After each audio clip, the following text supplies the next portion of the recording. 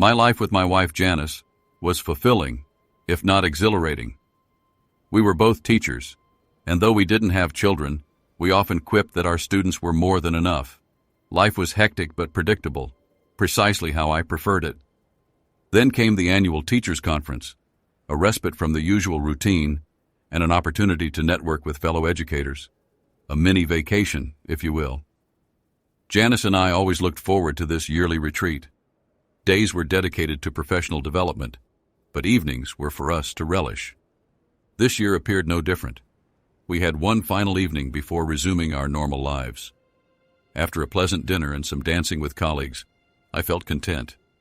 Little did I know my tranquility was about to be shattered. I awoke abruptly, disoriented and bewildered. Sitting up in bed, I struggled to ascertain my location. Gradually, I realized I was in our downtown hotel room, but something felt amiss. As I collected myself, I instinctively reached for Janice, but her side of the bed was empty and cold. Panic seized me. I reasoned she must be in the bathroom and had somehow roused me. We were both attending the same conference, albeit different sections, mine for middle school teachers, hers for elementary. We'd been teaching in the same district for years, me for 9, Janice for 6. This was our customary trip, focused on improving our students' reading scores. While we dedicated ample time to conference sessions, the evenings were ours.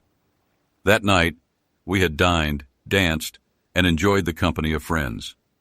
Afterward, we returned to our room, made love, and drifted off to sleep. But now, something was undeniably wrong.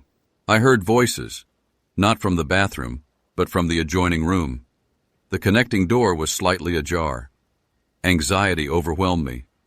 I cautiously approached the gap and peered inside. The faint light revealed 2 figures near the bed. I already knew what I was about to witness. She was cheating on me. Despite the near darkness, it felt as though I was seeing everything in vivid detail. I heard Janice say, "Oh my God, Sam, these past 3 days have been extraordinary." "What?" I muttered, confused. 3 days? The realization struck me like a physical blow.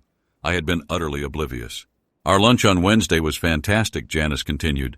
"Skipping the clinics on Thursday was a risk, but no one at school knows what I've been up to. And last night, with Keith in the next room, it was incredible." "If Keith can't make you happy, someone else should," Sam replied. "Oh, don't deceive yourself, Sam," Janice quickly retorted. "Keith provides so much more, but I can't envision a more skilled lover." I smirked initially, but her words clashed with the scene unfolding before me. As my anger intensified, clarity set in. "How is this even possible?" Janice asked, her voice trembling. Sam, strangely composed, responded, "It's been amazing, but tonight it concludes. I'm returning home with Keith, and I'll be the perfect wife. He won't require attention for years, and my guilt will fuel that." Sam wasn't a large man. I could have easily overpowered him, fueled by the adrenaline coursing through me. I've never been one to restrain my emotions. It's both a blessing and a curse. I could have obliterated him right then and there, but something stayed my hand. In retrospect, it likely prevented a jail sentence. A plan rapidly formulated. I needed proof. As I considered my phone's whereabouts, I realized I was already holding it. Instinct had taken over as I approached the door. I discreetly set my phone to record video, opened the door a fraction, and filmed them. I captured ample footage of their infidelity, both their faces and names clearly audible. It was time to confront Janice and ensure she understood the repercussions of her secret. I've never received an official diagnosis, but I possess compulsive tendencies. One of them is an aversion to wasted time. Janice often teased me about this quirk, but tonight it would prove advantageous. I always packed most of my belongings the night before departing a hotel, so I was prepared. Stealth was paramount. Opening and closing doors silently was a skill I'd honed over time, almost like a seasoned burglar. I began by closing the connecting door on our side, cautious not to alert them. They were too preoccupied with each other to notice, seemingly reckless, likely because it was their final rendezvous. I locked the door and swiftly moved to my side of the room. Clothes were laid out for the following day, suitcases were packed, and everything except essential toiletries was stowed away. I dressed quickly, packed Janice's clothes and toiletries, and secured everything. Although maneuvering both our suitcases was cumbersome, I managed. I was uncertain of their schedule, but I wanted to be finished before they were. I double-checked my belongings, guided the suitcases to the door, and prepared for the next hurdle. Noisy hotel doors. I gingerly turned the knob, unlocked the deadbolt, and slid one suitcase into the hallway, followed by the other. I took the towels and linens to the service area, deliberately depriving her of comfort, a clear signal of my fury.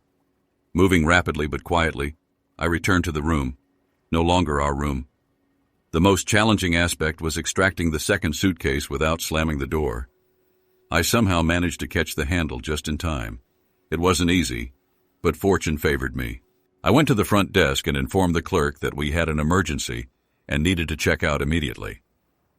My wife is already outside, on the phone with her family, I explained, handing over both room keys. I loaded the bags into the car and began the long drive home. That 6-hour journey felt longer than a cross-country trip. Home. What a joke. It wasn't home anymore, merely a place. The drive back felt isolating.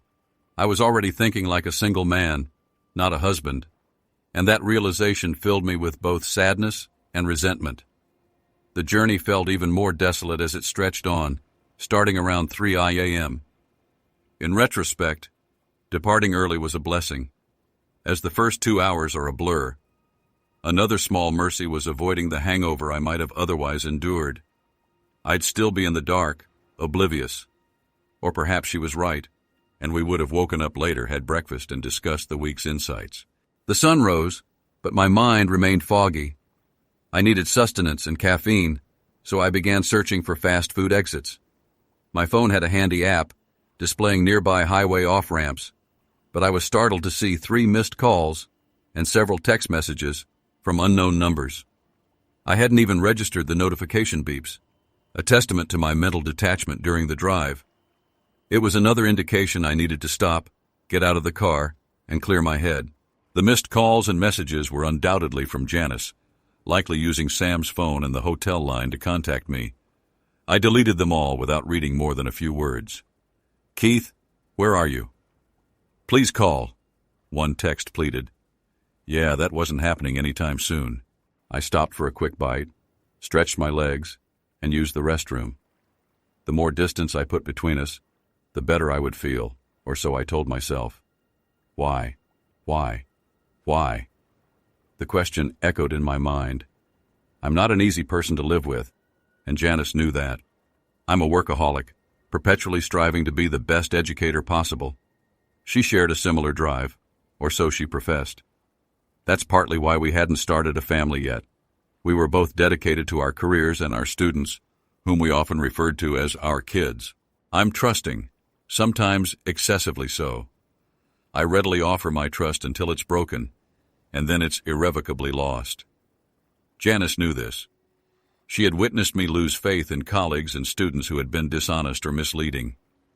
I don't demand perfection, but I do expect honesty and loyalty, especially from my wife. Janice was my first wife, but not my first serious relationship. In high school, I dated a girl from sophomore year until graduation. We parted ways before college because we couldn't agree on where to attend. She left the state, and I remained local. We both knew a long-distance relationship was unsustainable, so we ended things amicably. In college, I dated casually, nothing serious. Then, during my senior year, I met Cheryl, full name, Sherilyn, a theater major. We connected instantly. She even persuaded me to perform in one of her plays, where I discovered that acting on stage was remarkably similar to teaching a class. It instilled confidence in me when facing an audience, a skill I've utilized in my teaching ever since. After graduation, we secured jobs in the same area, rented an apartment, and focused on our careers and our relationship. Cheryl wasn't a celebrity, but she possessed a classic girl-next-door beauty. She landed a few local commercials and was even considered for a television news position. After 6 months, however, she became withdrawn and anxious. I didn't suspect infidelity, but something was clearly amiss. We had discussed making our relationship permanent, but decided we weren't quite ready. I tried to encourage her to confide in me, but she remained evasive. One evening I arrived home after a long week and noticed boxes and a suitcase in the foyer. In the living room, Cheryl sat on the couch, looking uncomfortable. She managed a weak smile and gestured for me to sit down. "Keith," she began, "I know you've sensed something's been troubling me." I nodded, waiting. "I've been offered a role in a pilot for a new sitcom in California. It's an opportunity I can't refuse." I was stunned. After a moment, I finally spoke. "That's amazing. You should go now, and I'll join you when the school year ends. We'll have the summer to get settled." But I knew from her expression that there was more to the story. She looked down, taking a deep breath. "Keith, I don't think you should come. I love you, but the entertainment industry is brutal, and I don't want to subject you to the emotional strain. I can't expect you to live like that, constantly worried." Her father and brother were arriving to help her pack. "This is the hardest thing I've ever had to do, and I'm sorry it's happening this way." We had always discussed major decisions together, but this time, she had shut me out. I realized she didn't want me to dissuade her or convince her to let me join her, but that knowledge didn't alleviate the pain. "What the hell are you doing?" I shouted. "We've always made decisions together. You selfish witch. How far are you willing to go for your career? Maybe that's why you've avoided marrying me. What a relief." I was hurt, and I lashed out. "I'm sorry, Keith. You'll never know how much," she whispered. She stood and walked to the door, where her father and brother waited. They were prepared for my arrival, but she had wanted to speak with me first. I knew they had overheard my outburst, and while they understood my anger, they also knew I didn't truly mean those harsh words. In less than 20 minutes, they had loaded her belongings. She glanced at me, waiting to see if I had anything else to say. I simply stood there, frozen. She offered a faint smile and softly said, "I love you," before closing the door. I was devastated. It took 2 years and a move to a different school district before I could even contemplate dating again. Rebuilding trust took considerably longer. I never suspected Janice of having an affair during the conference. I trusted her implicitly. I had met her at the beginning of a new school year, during a faculty-wide meeting, one of those motivational speeches administrators are fond of. I arrived early and sat next to Marge, a 4th-grade teacher I knew. As I played a game on my iPad, Marge introduced me to Janice, the new 3rd grade. The drive home was a blur of conflicting emotions. I realized I was already thinking like a bachelor, not a husband, and that filled me with a mix of sadness and anger. The trip felt even more isolating than it already was, having started around 3:00 a.m. Looking back, leaving early was a small mercy, as I barely remember the first 2 hours, other than my mind racing to comprehend the situation. Another fortunate side effect was avoiding a potential hangover. I'd still be in the dark, or maybe, as Janice had suggested, we would have woken up later, had breakfast, and discussed the week's professional insights. A stark contrast to the reality of my situation. The sun was up, but my thoughts remained muddled. I needed sustenance and caffeine, so I started looking for fast food options off the highway. My phone had a convenient app that showed nearby exits, but I was surprised to see 3 missed calls and several texts from numbers I didn't recognize. I hadn't even noticed the notification sounds, which highlighted how disconnected I'd been during the drive. It was yet another reason to stop, get out of the car, and clear my head. The missed calls and messages were from Janice, undoubtedly using Sam's phone and the hotel line. I deleted them all without reading more than a few words. "Keith, where are you?" "Please call," one text implored. Yeah, that wasn't happening anytime soon. I pulled over for a quick meal, stretched my legs, and used the restroom. The faster I put distance between us, the better I would feel, or so I reasoned. Why? Why? Why? The question continued to haunt me. I'm not the easiest person to coexist with, and Janice was well aware of that. I'm driven, a workaholic, always pushing myself to be the best teacher possible. She claimed to share a similar drive, which was partly why we hadn't yet started a family. We were both committed to our careers and our students, whom we often jokingly referred to as our kids. I'm a trusting person, perhaps to a fault. I give people the benefit of the doubt until they break that trust, and then it's gone for good. Janice knew this. She had seen me lose trust in colleagues and students who had lied or misled me. I don't expect perfection, but I do expect honesty and loyalty, especially from my spouse. Janice was my first wife, but not my first significant relationship. In high school, I dated a girl from sophomore year until graduation. We separated before college because we couldn't agree on where to go. She went out of state, while I stayed local. Long distance wasn't feasible, so we ended things amicably before college even began. In college, my dating life was casual, nothing serious. Then, during my senior year, I met Sherilyn, a theater major. We connected immediately. She even convinced me to act in one of her plays, where I discovered that performing on stage was surprisingly similar to teaching. It boosted my confidence in front of an audience, a skill that has served me well in my teaching career. After graduation, we found jobs in the same area, rented an apartment, and concentrated on our careers and relationship. Cheryl wasn't famous, but she possessed a natural girl-next-door charm. She appeared in a few local commercials and was even considered for a TV news anchor position. After about 6 months, however, she became quiet and withdrawn. I didn't think she was cheating, but something was clearly wrong. We had talked about marriage but decided we weren't ready. I tried to get her to open up, but she wouldn't be honest. One evening, I came home after a long week to find boxes and a suitcase in the entryway. Cheryl sat on the living room couch, looking distressed. She gave a weak smile and gestured for me to sit. "Keith," she began, "I know you've noticed something's been bothering me." I nodded, waiting. "I've been offered a role in the pilot episode of a new sitcom in California. It's an opportunity I can't pass up." I was taken aback. After a moment, I finally managed to speak. "That's fantastic. You should go now, and I'll join you when the school year ends. We'll have the summer to settle in." But her expression told me there was more. She looked down, taking a deep breath. "Keith, I don't think you should come. I love you, but the entertainment industry is tough, and I don't want you to experience that emotional roller coaster. I can't expect you to live that way, constantly worried."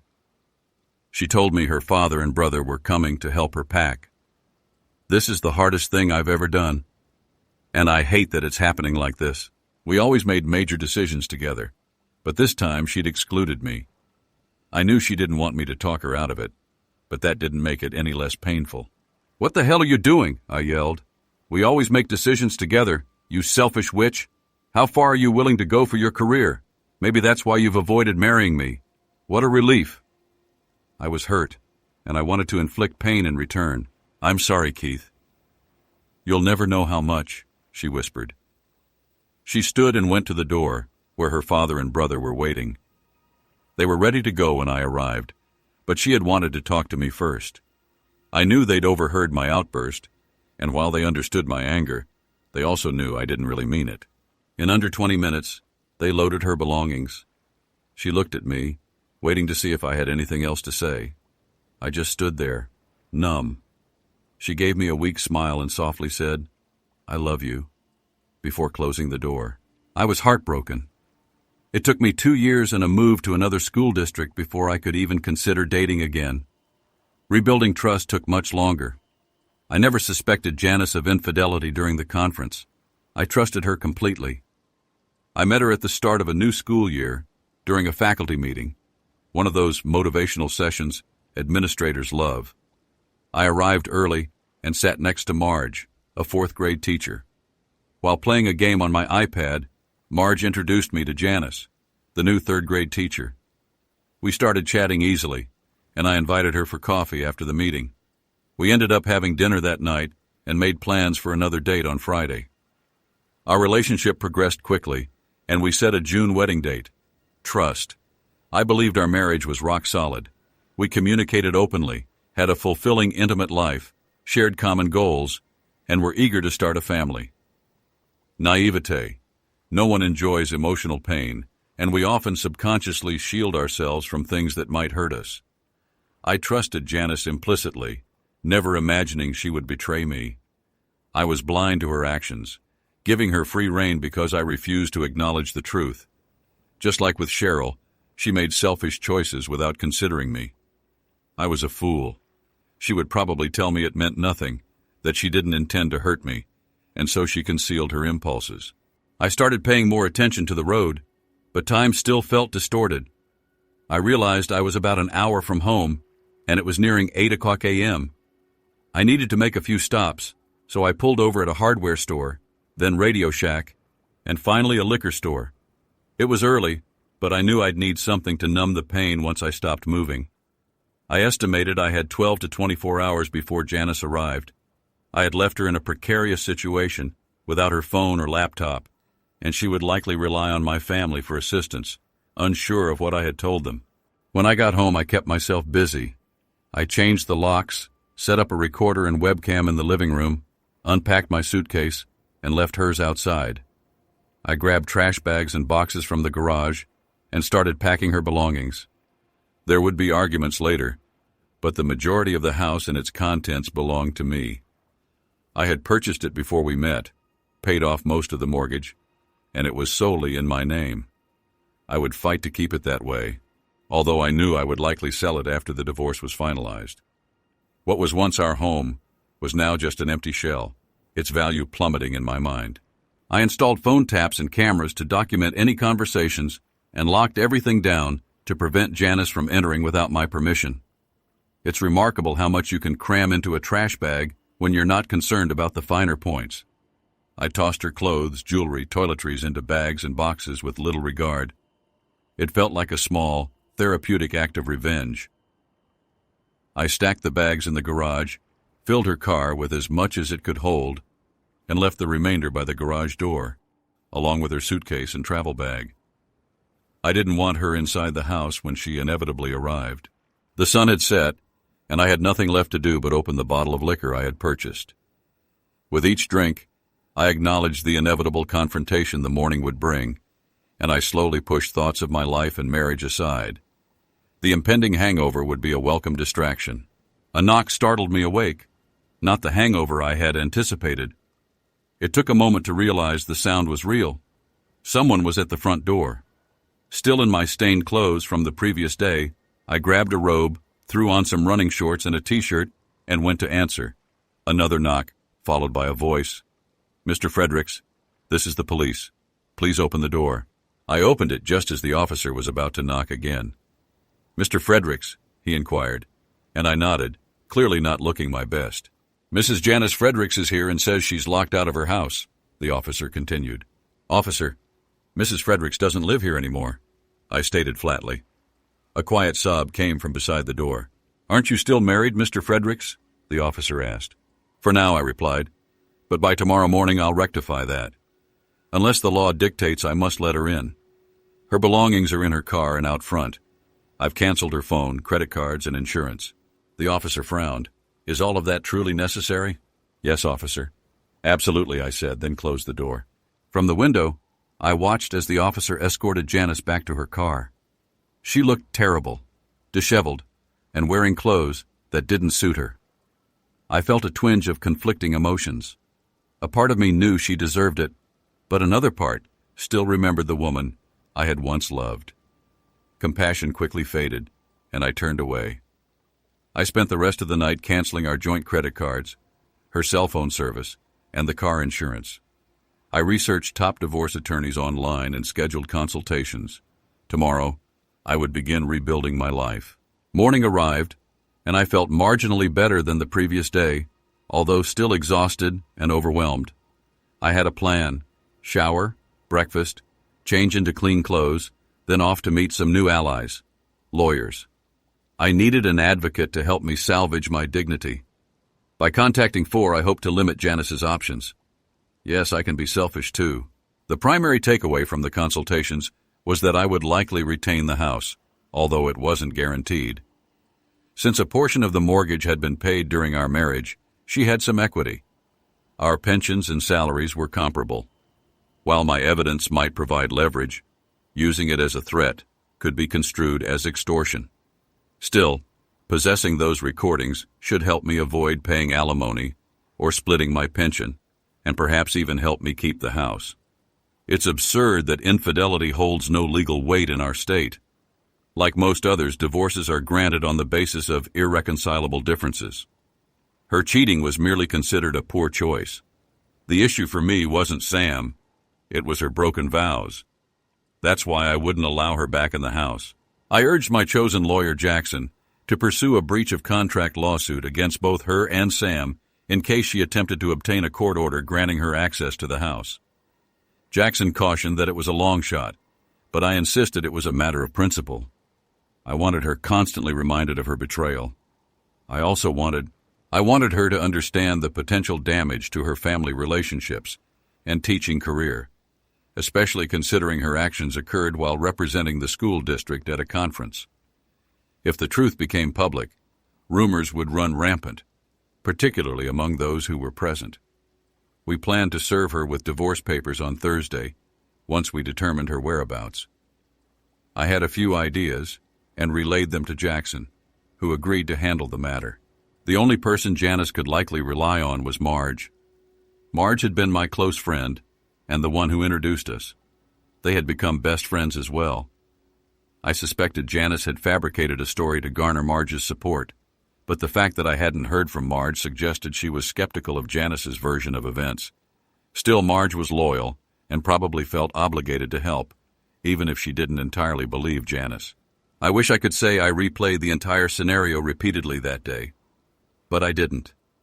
I was utterly exhausted, physically, mentally, and emotionally drained from the long drive and the weekend's events. The alcohol hadn't helped either. My anger had subsided, though there was no possibility of forgiveness or reconciliation. I can be quite unforgiving, and I know myself well.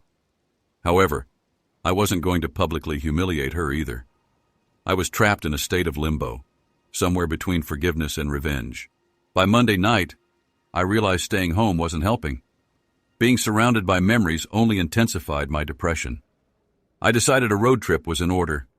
There was a small town 3 or 4 hours west with excellent restaurants. It was a place I had taken Janice before, but it held personal significance for me, and I wanted to reconnect with it. It was far enough away to offer a mental reset. Wednesday morning, I hit the road again, feeling rested and rejuvenated. The drive was pleasant, thanks to satellite radio, and I arrived before noon. My hotel room wasn't ready, so I went to a park on the north side of town, a tranquil spot with a fishing pond. I had brought books and a comfortable chair, eager to escape into the written word. As a teacher, I rarely had time to read for pleasure, so this was a treat. I lost myself in my book, enjoying the respite from reality. It was a relief to focus on something else, to detach from the situation, even temporarily. By lunchtime, my stomach reminded me of its needs. I returned to the hotel to collect my belongings before seeking out a meal. At the hotel, I checked my phone, which I had intentionally kept off to avoid distractions. I wanted to see if my lawyer had any updates and ensure my family was doing okay. I hadn't heard from Janice since Saturday, which wasn't surprising. She likely needed time to process everything. However, I was annoyed to find a text and voicemail from her. The text simply said, "Please call." The voicemail was longer, but the message was essentially the same. "Keith, please call me. We need to talk." That kind of message is always infuriating. Of course, we needed to talk, but it would have been preferable before she embarked on her affair. Damn it! I reminded myself I was here to escape all of this. I quickly texted back, "Not now. Give me a few days." She replied with, "Okay," which made me scoff. Have you ever experienced the urge to reach through your phone and slap someone? I felt that way frequently. I also fantasized about equipping my car with paintball guns to mark inconsiderate drivers. Yes, I understand the anger management implications, but you'd appreciate it too, wouldn't you? It would significantly reduce road rage. But I digress. I returned to my book, trying to forget the mess I was dealing with. The following morning, I woke up with my book still open on my chest, still in yesterday's clothes. Man, this has to stop, I muttered to myself. After showering and changing, I was ready to visit a local coffee shop renowned for its exceptional cinnamon rolls. Every town claims to have the world's best, but since I was there, I decided to indulge. I planned to return to the park and once again escape from the world and its problems. If Jackson did what he was supposed to, Janice will be served today, I thought. I decided to unplug from the digital world for the day. At some point, I'd have to inform my family. They wouldn't be like some families, where a few, or perhaps many, would side with Janice. Blood is thicker than water, I reminded myself, not in a provincial way, but because my family supported each other unconditionally. Their love for me and respect for my decisions reassured me that they wouldn't judge me. They would be saddened, but they would stand by me. My rumbling stomach and the need for food brought me back to reality. I decided to revisit the restaurant from the previous night. The Mexican food there was exceptional, worth returning for again and again. After consuming more than I should have, I figured I should check my phone. One new message from Janice. "I'm so sorry, Keith. Please forgive me." I sighed and noticed a voicemail from a number I recognized as one of Jackson's associates and another from Marge. "Keith, call me please," it read. Short and to the point. I figured I was right in assuming Janice was with Marge, or at least in contact with her. I called Marge back. "Keith?" she answered, sounding surprised. "Yes, Marge, it's me," I replied. "Oh my goodness, what's going on? Janice is a wreck and you've vanished off the face of the earth." "Honestly, falling off the face of the earth would have been preferable," I said flatly. "Janice has barely been coherent since Sunday, and when she received the envelope from your lawyer today, she nearly had a breakdown," Marge continued. "What happened at the conference?" "Gladys dropped Janice off late Saturday night without even inquiring how she was. All I got from Janice was a mumble about, she said she'd ruined everything." "That about sums it up, Marge. I couldn't have put it better myself," I said, my tone hardening. "I know you, Keith, and I trust your judgment, but you can be impulsive. Was it really necessary to leave her stranded on the other side of the state with absolutely nothing?" she asked, her concern evident.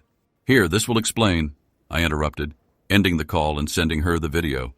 It might shock or upset her, but it would answer her question. Marge could handle it. She knew me well enough to anticipate something like this. At the very least, it would convey my emotional state and the gravity of the situation. I switched my phone off again. We could talk later. Janice had the paperwork now, so the ball was in her court. That brought a momentary sense of peace. A weight lifted, and I felt a wave of exhaustion wash over me. The comfortable hotel bed beckoned, and I surrendered to sleep. The story unfolded in a city larger than I may have previously indicated.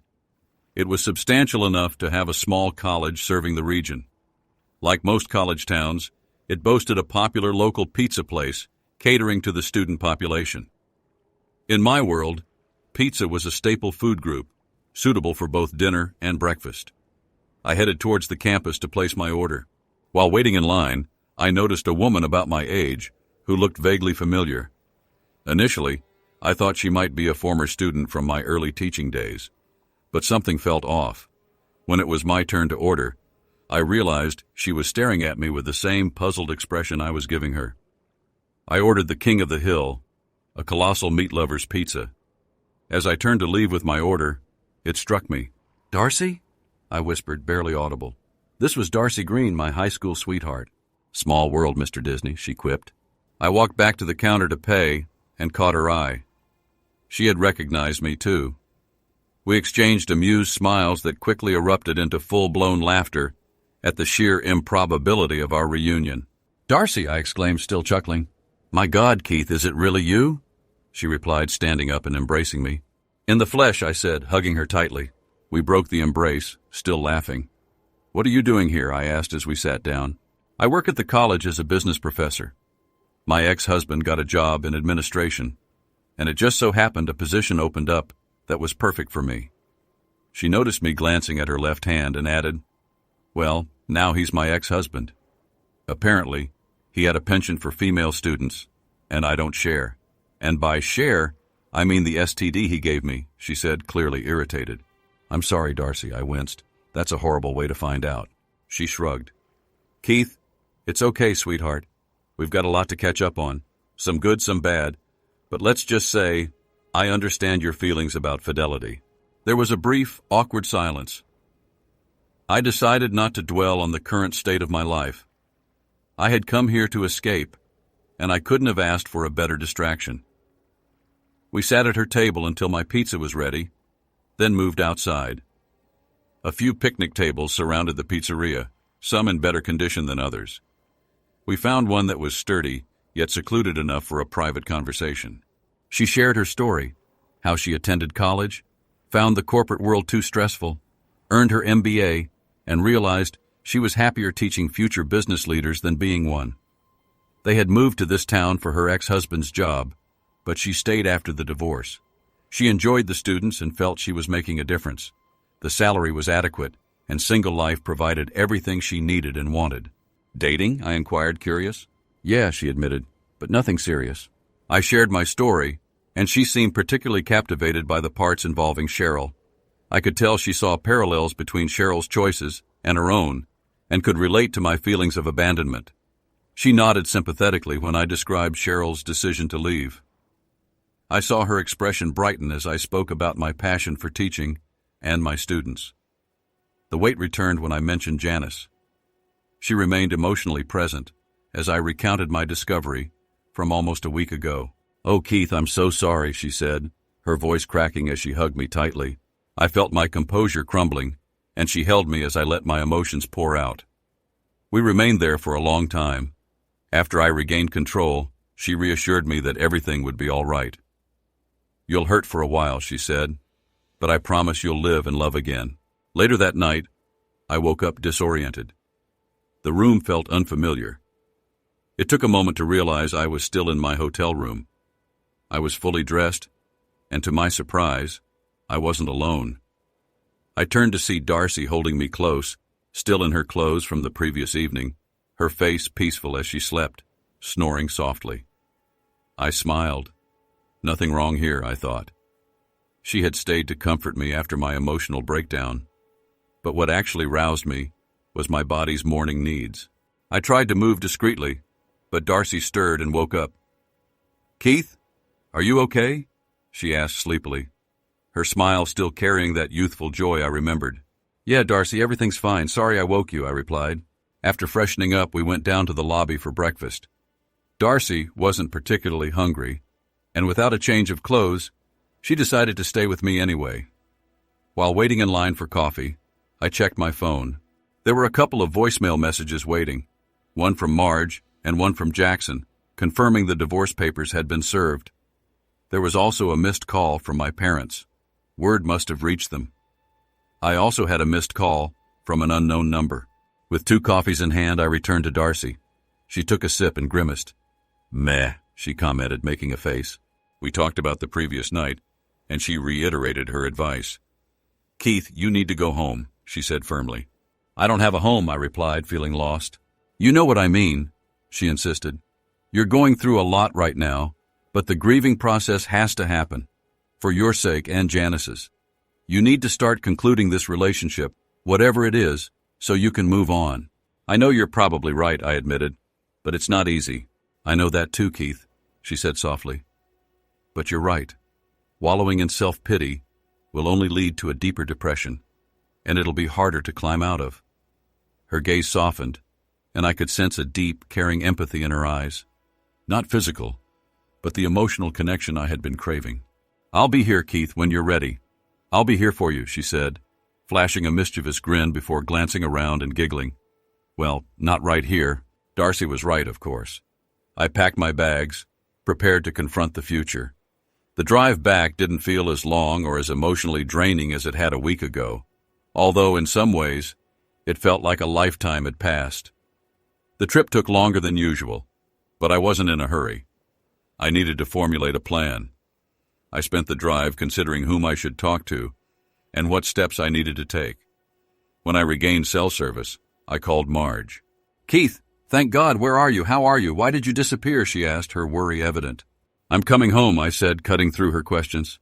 "I'm feeling better. Getting out of town this week helped me regain some emotional equilibrium." "I wasn't taking sides, you know," she added quickly. "Yes, Marge, I know.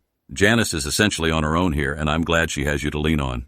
"Well, you've had enough of her," she continued, even as I tried to interrupt. "I know she's been through a lot, but I never thought she'd do something like this. That makes two of us, I replied flatly. Some of the energy I had drawn from Darcy began to dissipate as I spoke with Marge.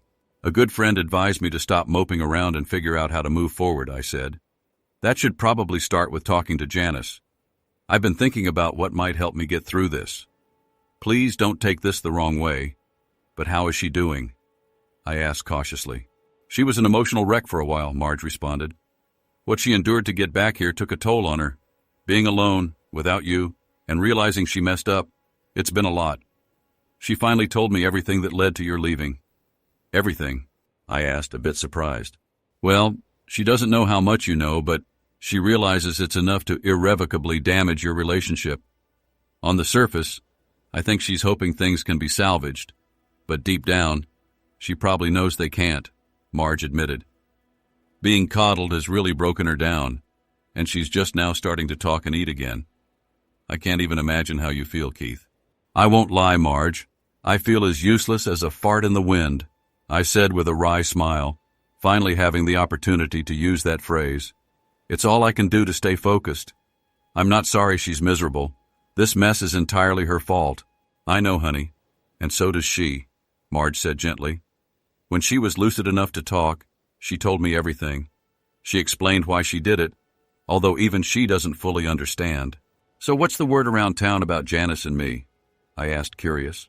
Honestly, Keith, since it's summer and I'm practically babysitting Janice, I haven't really been out and about.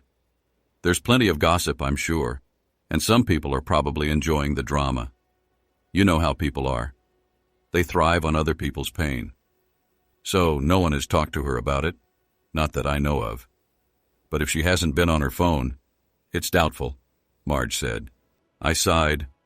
I wasn't sure what I would do with whatever information people had, but it would be helpful to gauge how people might react when they saw me. At the very least, I anticipated some sympathetic glances, even when I wasn't ready for them. I've seen this before, I muttered to myself. Twice on my way back, I stopped for gas and refreshments. Each time, I texted Janice, "Time to talk." After sending the messages, I merged back onto the highway, letting my thoughts wander. Two things bothered me: how easily Janice had slipped into an affair and how I had been completely oblivious. Both stemmed from the fact that I had trusted her implicitly. This wasn't the first time this had happened. It was the third time in a serious relationship. I knew I had to break this pattern, or I would regret it. There wouldn't be a fourth time. My thoughts drifted to Darcy. She had been there for me when I needed her, and a part of me had always held a special place for her. Could we rekindle something? Would it be a good idea? Should I wait? And what if I waited too long? She was still beautiful, and I didn't know how long she would be open to a relationship with me. She claimed no one else had caught her attention. But how long would that last? My phone beeped. A message from Janice. Really? Yes, I replied. Name a time and place.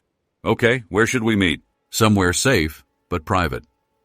I considered whether having a witness might be prudent in case things turned ugly, but it didn't feel right, given the sensitive nature of the conversation. We won't be getting back together. That's for sure, I thought. Even if my anger faded, the pain wouldn't, and forgiveness felt impossible. Meeting at the house was out of the question. It wasn't neutral territory. A restaurant was also a bad idea. I wasn't confident I could maintain my composure and avoid making a scene. Marge's apartment seemed like the best option. I called Marge and explained my plan. We'll talk in your living room, I said, and I need you there, just in case things get out of hand. Of course, Keith, it's no trouble at all, she said kindly. I'm friends with both of you, and if it helps either of you, or both of you, I'm happy to do it.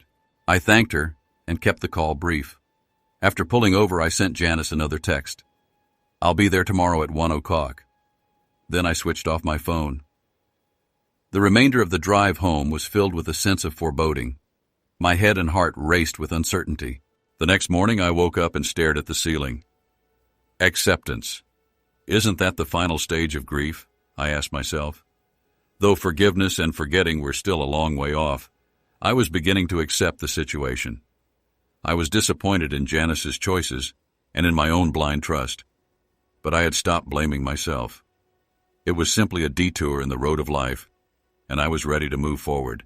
After making scrambled eggs and bacon, because bacon makes everything better, I called my parents to let them know I was okay. They had heard we returned from the conference separately, but didn't know the details. I gave them a sanitized version of events, telling them things were bad enough that I had filed for divorce. They were saddened, but as expected, they assured me of their unwavering support. Next, I turned on my laptop to check my email. It had been over a week since I last logged in. "Wow, that's a lot of spam," I muttered as I sifted through the junk. Nothing important, except a few follow-up emails from vendors I had met at the conference. Time passed quickly, and before I knew it, it was past noon, and I needed to get ready to meet Marge and Janice. I dressed in jeans, a polo shirt, and loafers, something comfortable but not too casual. I wasn't trying to impress Janice or show her what she had lost. I wanted this meeting to be more businesslike than a casual conversation. This was different from past breakups because we had the opportunity to speak face-to-face. The decision was made, but I hoped we could at least navigate the emotional wreckage together. I laughed at myself. Did I really think that? I scoffed. What a joke. Maybe I should have become a therapist. It was time to face my future. Like a condemned man walking the Green Mile, I grabbed my keys, shuffled to my car, and drove to Marge's condo. Marge lived across town. She had married immediately after high school, probably to defy her perpetually bickering parents. Her parents were right, though. Neither she nor her husband were mature enough for a lasting relationship, and they divorced before she even graduated. Afterward, she dated casually but avoided serious relationships. I was sure she had a friend with benefits or two, but that wasn't our dynamic. We were best friends, and gender was irrelevant. I parked and sat in my car for a few minutes trying to compose myself. I wasn't anticipating anger or tears, but I wasn't entirely sure what to expect. I wanted to appear calm and composed. As soon as I knocked, Marge opened the door and pulled me into a tight embrace. She held on, as if trying to absorb all my pain and anxiety. I hugged her back, patting her shoulder in appreciation. She stepped back, tears in her eyes, and whispered, "She's in the living room. Be true to yourself, but please, Keith, be as gentle as you can. She's really hurting." I nodded, offering a weak smile as she retreated to her bedroom, leaving me to face Janice alone. I entered the living room and saw Janice sitting there. She was dressed nicely, probably attempting to make a good impression, but I could see the past week had taken its toll on her, just as it had on me. I nodded as I sat down across from her. The air between us was thick with tension, a mixture of hope and fear in her eyes. "Hey, Janice," I said softly, "how are you?" There was an awkward silence before she answered, her voice barely above a whisper. "I'm better, I guess." We sat in silence for a few more moments, both struggling to interpret the other's emotions. Finally, I broke the silence. "You asked for time to talk, Janice, so I'll let you begin." She hesitated, uncertain where to start. "Now that you're here, I don't know where to begin," she admitted. I nodded. "We've always been honest with each other," I said, then quickly corrected myself, emphasizing, "Well, we were always honest before." I paused. "So just start with what's on your mind, and we'll go from there." She took a deep breath, her voice trembling. "First, I know this won't sound as sincere as I mean it to be, but I'm sorry. I'm sorry I made the decision to do this. I'm sorry I didn't talk to you. I'm sorry you had to witness my mistake." I snorted. "Mistake? A misstep, huh?" I muttered under my breath. She shook her head, tears welling up. "No, Keith, there's no word that can excuse what I did. I committed adultery. I cheated. I did it callously and practically flaunted it in front of the people we work with.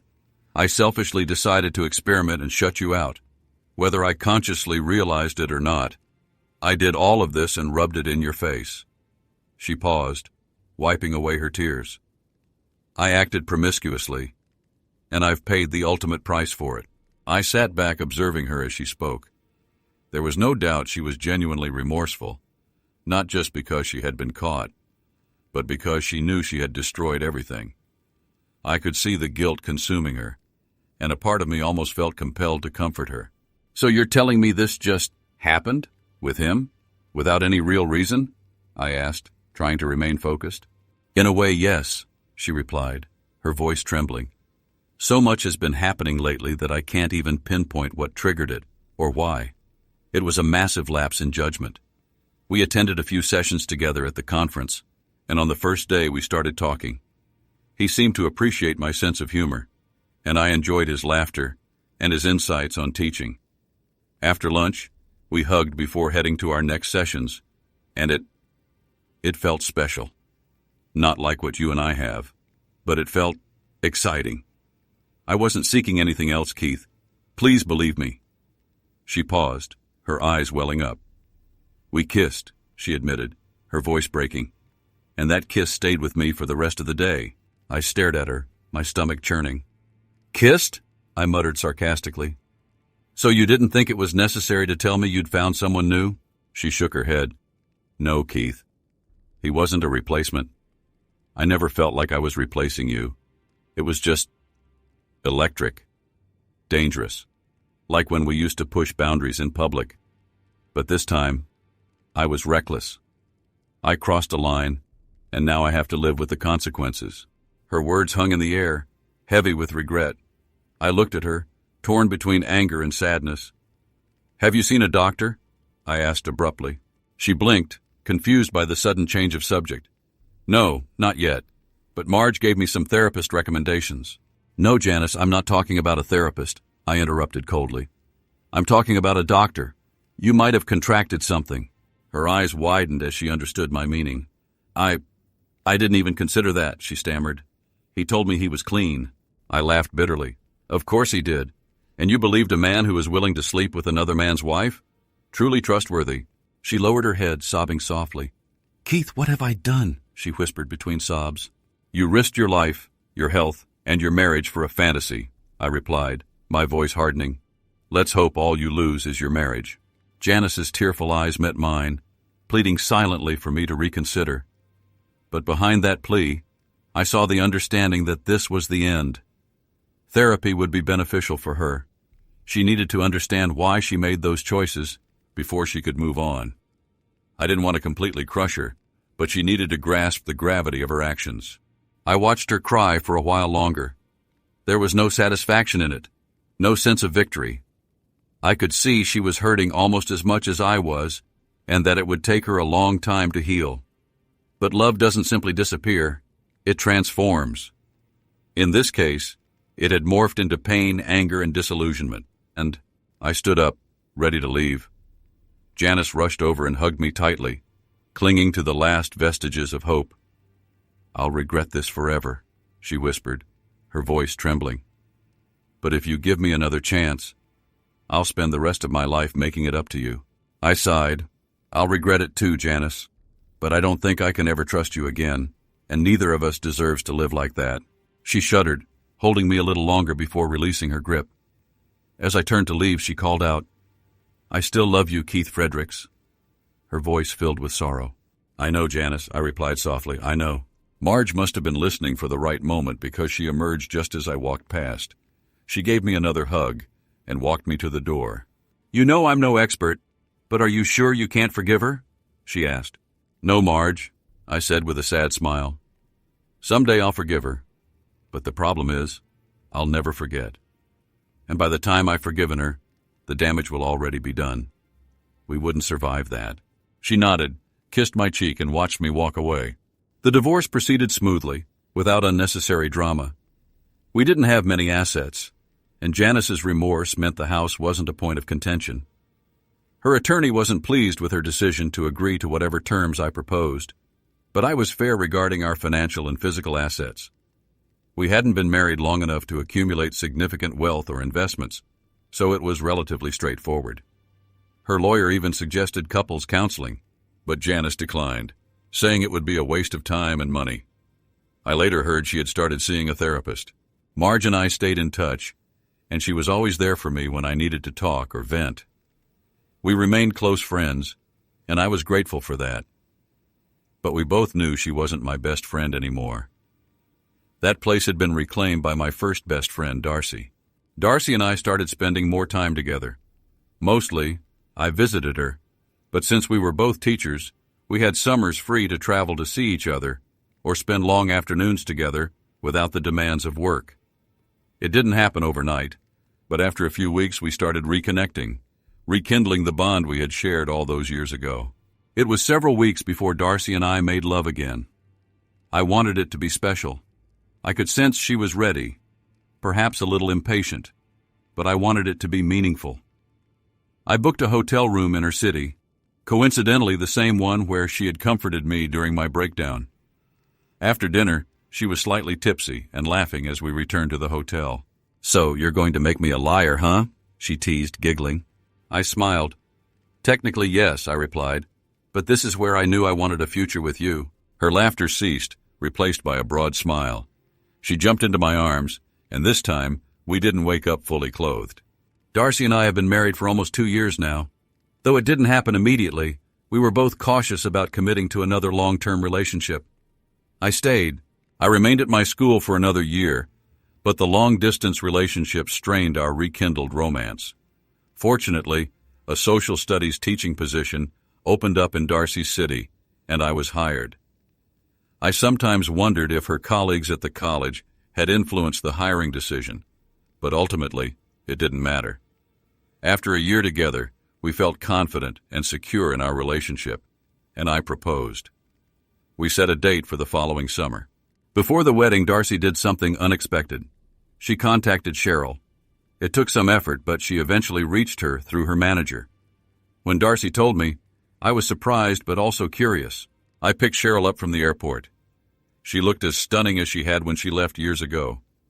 She had a small entourage with her, and after a warm embrace, I loaded their luggage into my car. Cheryl had built a successful career in Hollywood, consistently working in television and film. I invited her to speak at my school, and once people learned about our past, I became a sort of local legend.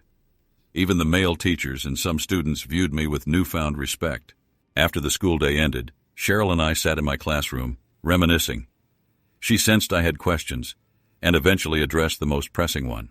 "Keith," she began, "I've made a lot of decisions, some easy, some difficult. But leaving you was the hardest, and remains my biggest regret." She smiled ruefully as I listened. "Could we have made it work outside of Hollywood?" She paused, considering. "Yes. Sometimes I wonder about the what-ifs, especially when the fast-paced lifestyle gets to me. But I've had experiences and opportunities I wouldn't have had if I'd stayed. It's not that you held me back. You were loving and supportive. But I had to leave for my own personal growth." Cheryl paused again before continuing. "I've tried to stay true to my values, even if it cost me roles. But I wouldn't have been able to give you what you deserved. I hope you understand." I nodded, feeling a sense of closure. "I understand," I said quietly. We talked more about life in Hollywood, where relationships were often fleeting and based on convenience. Cheryl admitted she yearned for genuine connection, not the superficial kind that surrounded her. "I hope you find it," I said sincerely. "Thanks, Keith. I hope so too," she replied, smiling. Darcy reaching out to Cheryl had been a wise decision. She wanted to resolve any lingering feelings before fully committing to me. I'm grateful she did. It wasn't about a lack of trust in Darcy, but it helped heal old wounds from past relationships, including my marriage to Janice. Darcy and I are now expecting a baby boy, and I believe we will have a happy life together. Cheryl still visits us occasionally, enjoying the tranquility away from Hollywood, and we visit her in California. She was right. The Hollywood lifestyle isn't for us.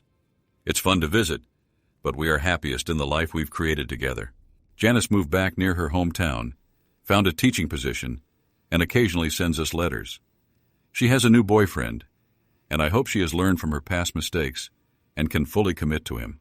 Marge is dating the new assistant principal at my old school. She isn't in a rush to settle down, but she's happy. Her students fulfill her maternal instincts, and I hope her new beau appreciates her as much as I do. This journey has had its share of highs and lows, both anticipated and unexpected. We don't always have control over how things unfold, but my hope is that Darcy and I can embrace the plan when it works and appreciate the surprises when it doesn't. We really did end up together, just as I had once imagined. I hope